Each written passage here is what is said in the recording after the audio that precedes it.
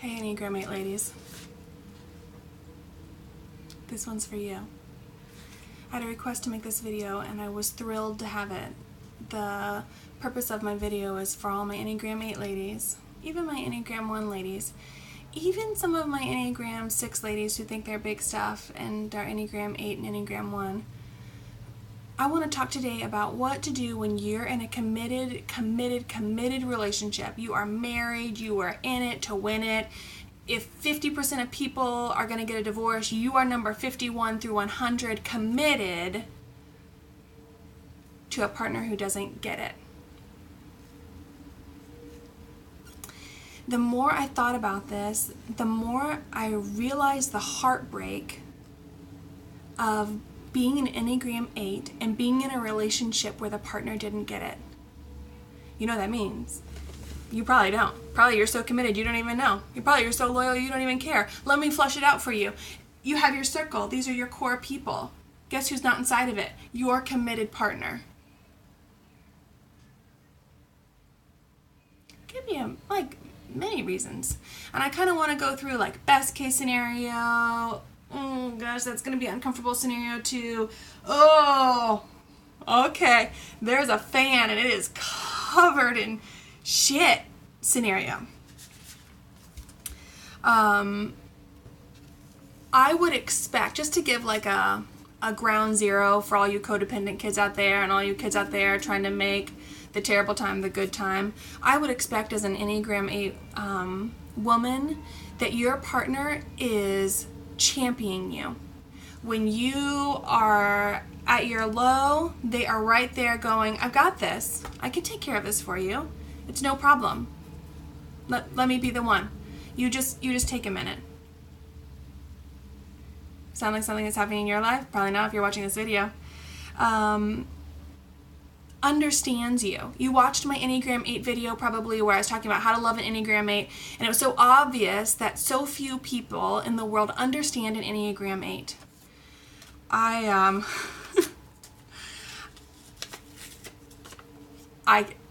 could talk a long time about how great Enneagram 8s are. It's really wonderful. So, the very first step in being an Enneagram 8 woman in a relationship where the partner doesn't get it will kill you. So it's going to be a good time. This is not a problem. This is not something you can't handle if you are one of my ladies. It's going to kill you because the very first thing you're going to need to do, I'm going to switch this. No.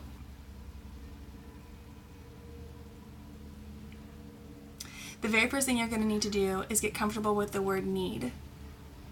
How many of you just started having a panic attack? How many of you wanted to press stop immediately? I know 5 years ago I would have immediately been like, I hate this woman, everything she has to say. I want you to get comfortable with the word need. I want you to get comfortable saying, I need... I'm going to just make some stuff up. I don't know what you're going to need. How do I know? Well, you probably need some stuff because you're a human being. And you are an Enneagram 8, which means that there was a point in your life when you stopped being a vulnerable, wholehearted human being. I'm sorry about that. And you are going to have to work up a giant mountain to get to a place where you can go, oh, I'm safe here. I can have my own needs. I can love myself. I can be a person, blah, blah, blah. Great. Do the work. Okay, so you've done the work, you almost died, you realize that you have needs, you can say the word need, I'm so proud of you, well done. Okay, let's move on. The next thing you're going to need to do is, you've probably noticed how your partner who doesn't understand you may or may not understand your needs. This is going to be a whole new paradigm probably in your relationship, probably not something that's happened before, you being a needy individual. I bet you just got a nasty feeling when I said that. It's worth it. You're going to learn how to walk as the beloved. It is not possible in this video to walk you through step by step what it means to walk as the beloved. I would recommend Katie Mather's book on wholeness. I'll maybe link it below if I figure it out or care enough. But you being able to walk as beloved is going to help you with every single thing else. So you've been able to say your needs. You walking as the beloved. Now that you're walking as the beloved, what I'm going to have you do is these things. Have your gentleness be evident to all. Say what? I don't get to go like anger, cuss. Nope. Not if we're going to really figure out what's going on. And that's what has to happen, is we have to figure out what's going on. So you're going to have your gentleness be evident to all. You will be the most compassionate, the most gentle, the most loving, the most honoring. And I mean it. Welcome to death layer number 500 in this process. Get it.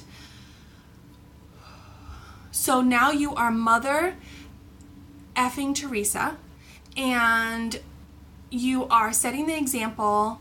It is really beautiful and lovely. You have just solved a ton of the marriage issues that are coming to this video. Everybody's in a disappointing relationship. You're taken care of.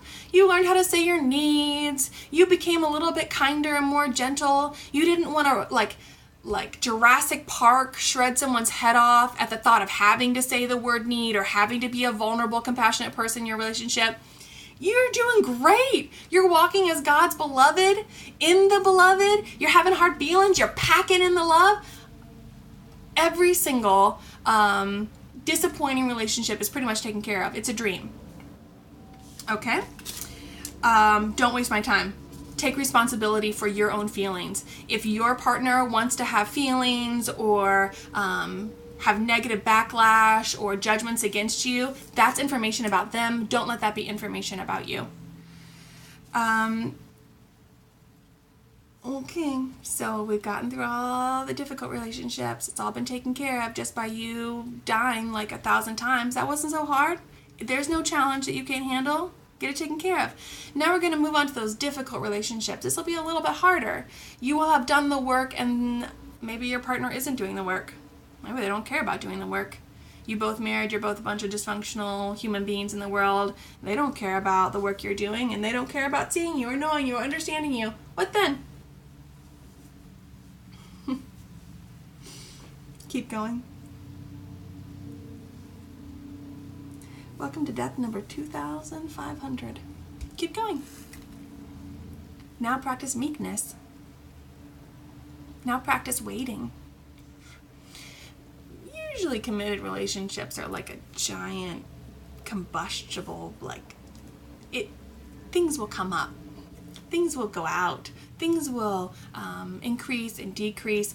And you'll find out soon enough which direction you're going. Are you going the way of, this is like a difficult relationship, but I think we're on our way to more of just a kind of a disappointing one? Or the more work you do, the more wholeness you do, the more liberty you're feeling as you walk as the beloved, and like their drama and their hard feelings and the way they want to judge you, it doesn't cost you, it doesn't affect you, you don't have to react to it anymore. Except they're just getting crazier. Except everything about them is just looking worse and worse, and you can't really figure out why it should be getting better.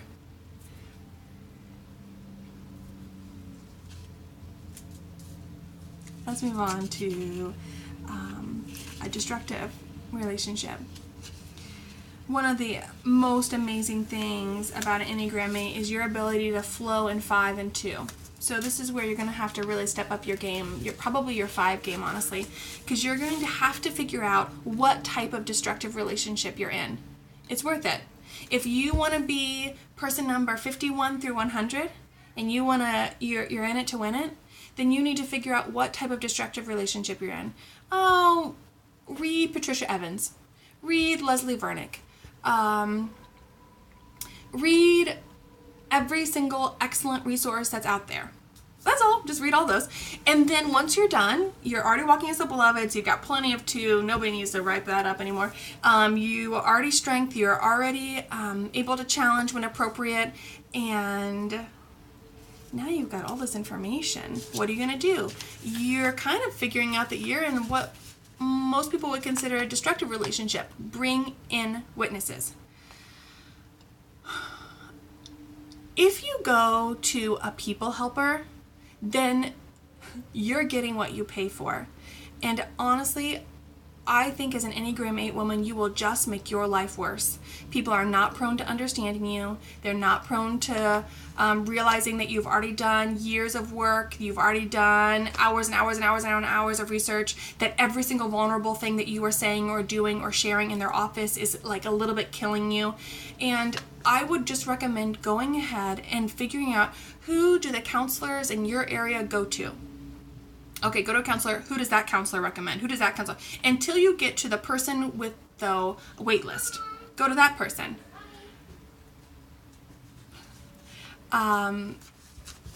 Once you're there, do the work all over again. Share your needs all over again. Oh, hey, small person. Mommy? Yes, love? What's on the circle? Oh my gosh. I remember you asking for a donut earlier. Are you still thinking about that kind of sugariness? Yes. Oh my goodness. How about one of the juice popsicles? Yeah, the juicy ones. Does that sound good? But they're all gone. There's still some in the chest freezer on the porch. Make one for me. Okay. After I finish this video, I can make one for you. No problem, Big Handsome. I'm going to finish my video, okay?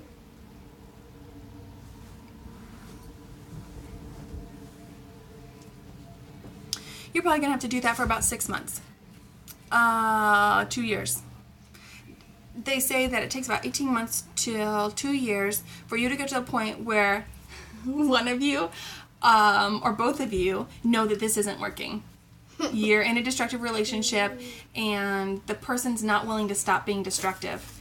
Let's go over again what it means to have a person go from destructive to whole, kind, able to reconnect. First, they have to get safe and stable, because probably you've been doing all that work for them.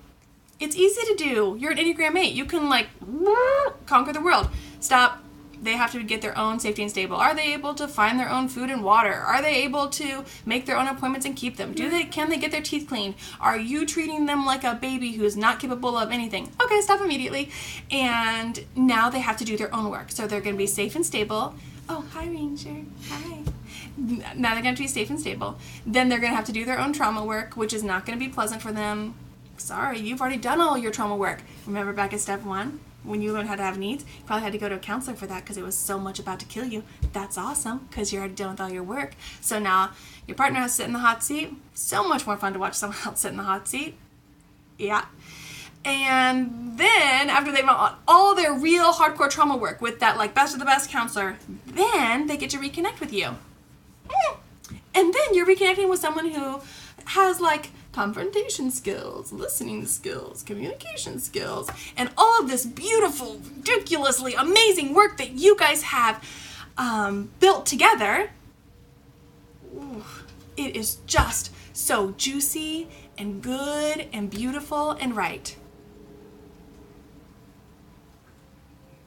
I have hope for you, and I'm excited for you for the work that you're about to do. Walking as the beloved in an Enneagram 8. I am so incredibly proud of you for even watching this video. If any of you think that you're being terrible wives or terrible individuals, or you're like really no good at what you're doing, please message me on Facebook and I will beloved the heck out of you. I just have such an incredible passion for the work that you are about to hopefully take up and embark on. And if there's any way that I can encourage you, challenge you, yell at you, boss you, demand more of you, just let me know. It's easy. I'd love to. Bless you. Bless you in walking as the beloved, even in this. Even in the place where your very closest inner person, the person who you've chosen to let inside of you, isn't your safe, good person. Bless you.